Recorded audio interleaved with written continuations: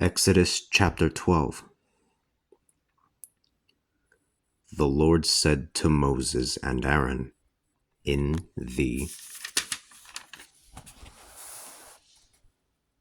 land of Egypt, "This month shall be the beginning of months for you. It shall be your first month of the year. Speak to the whole community of Israel and say, 'The 10th of this month, each person shall obtain a lamb for each family, one for each house, one for each household. If the family is too small to eat the lamb, they should join with their neighbors based on the number of people. Figure the lamb according to how much each person can eat. Your lamb should be without blemish, male, a year old. You can choose either a sheep or a goat. Keep it until the 14th day of this month. Then the whole community of Israel shall slaughter it in the evening. Take a bit of its blood, put it on the 2 doorposts and upon the lintel of every house in which it is to be eaten. That night, eat its meat roasted. Eat it with unleavened bread and bitter herbs. Do not eat it raw or boiled in water, but only roasted with the head, legs, and inner organs. Do not let any of it be kept until the morning. Whatever is left over in the morning shall be burned in the fire. This is how you shall eat it: with your loins girt and sandals on your feet and a staff in your hand. Eat it quickly. It is the Passover of the Lord.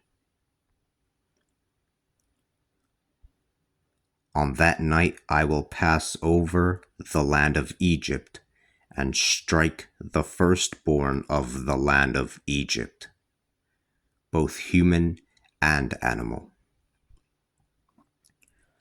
to render justice against all the gods of Egypt. I am the Lord.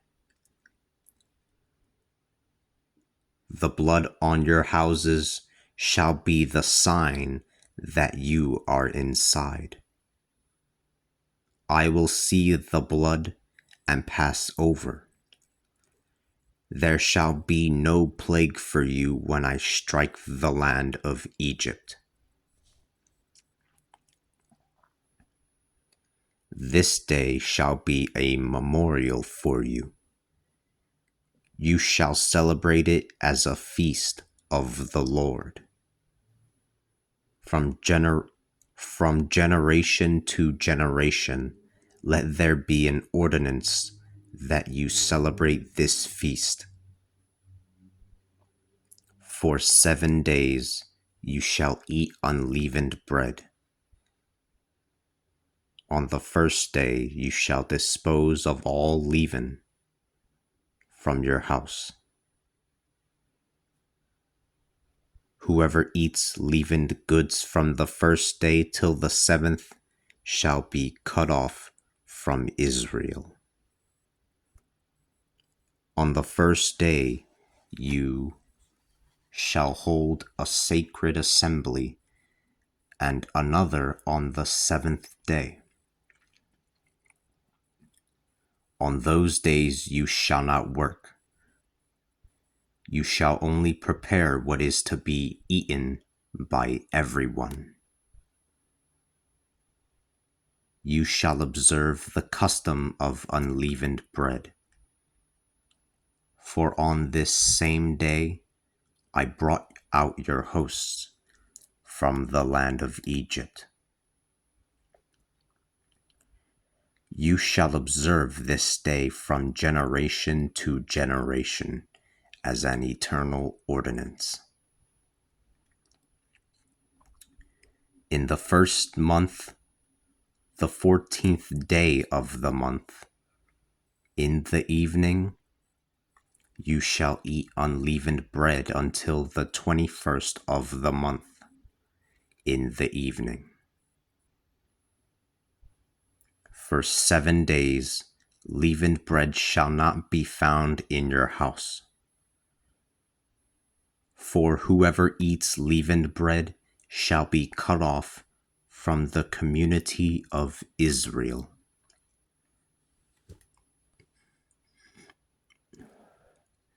Whether it be a foreigner or a native of the land. You shall not eat leavened bread. You shall not eat leavened bread in all your houses. You shall not eat leavened bread. In all your houses you shall eat unleavened bread.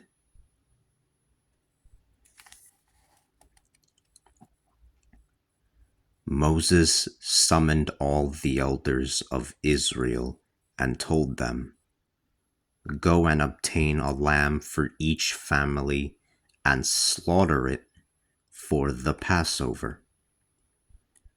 Take a bunch of hyssop and dip it into the blood in the bowl and sprinkle the blood from the bowl on the lintel and the 2 doorposts.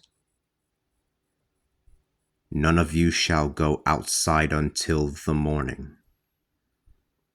The Lord will pass over to strike the Egyptians. He will see the blood on the lintel and on the 2 doorposts.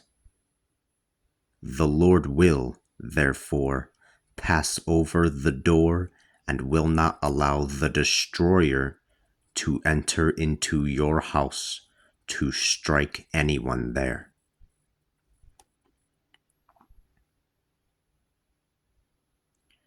You shall observe this command as a fixed rite for yourselves and your children forever.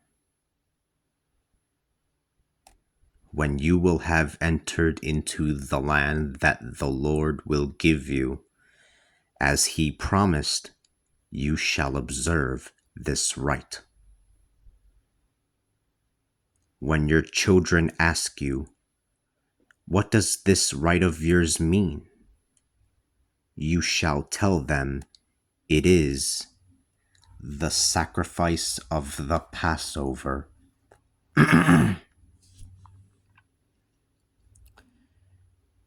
When your children ask you, "What does this rite of yours mean?" you shall tell them, "It is the sacrifice of the Passover of the Lord, who passed over the houses of the children of Israel in Egypt, when he struck the Egyptians and spared our houses." The people knelt down and worshipped. Then the children of Israel went and did exactly what the Lord had ordered Moses and Aaron.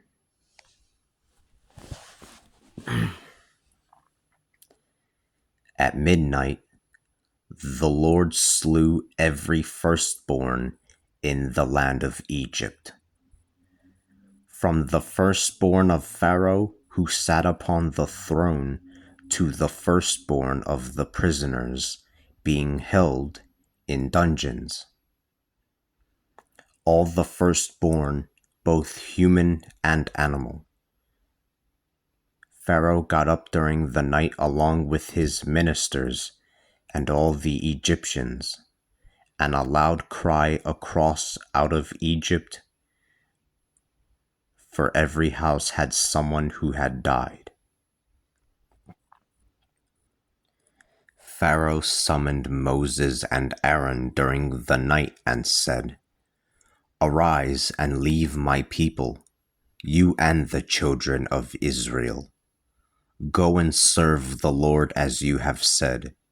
Take your herds and your flocks as you have said and leave. Bless me too."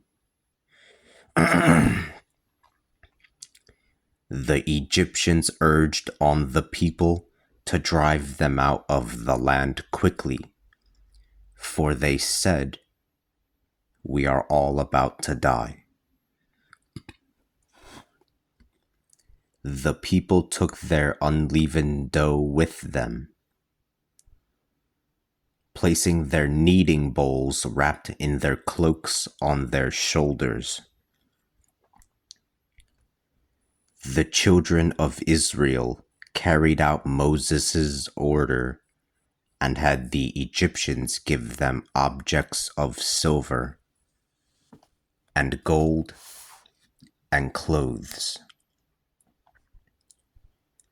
The Lord had inclined the Egyptians favorably toward the people, so that they gave them whatever they requested. So they plundered the Egyptians.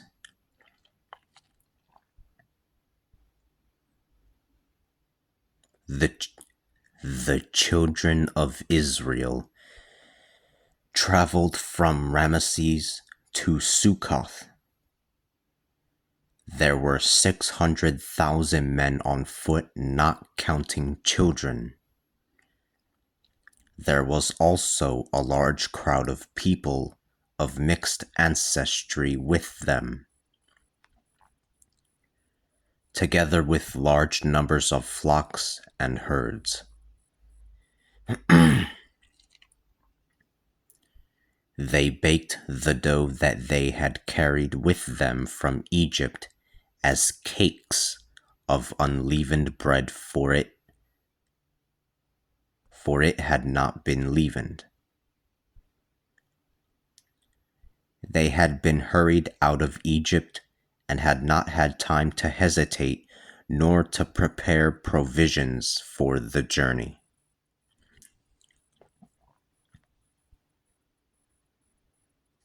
The children of Israel had lived in Egypt for 430 years. At the end of 430 years, exactly to the day, all the hosts of the Lord went up out of Egypt. This was a night of vigil unto the Lord, for bringing them out of the land of Egypt. Hence, it must be a night of vigil in honor of the Lord for all the children of Israel, from one generation to the next. The Lord said to Moses and Aaron, "These are the ordinances for the Passover. No foreigner may eat it.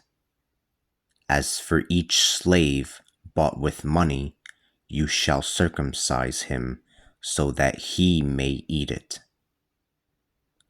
The foreigner and the hired laborer cannot eat it. It must be eaten in one house. One may not carry the meat outside of the house, and none of its bones is to be broken. All the community of Israel shall celebrate it.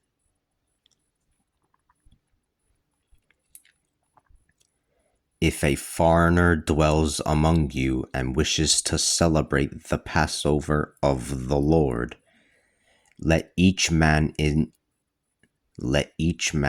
his household be circumcised.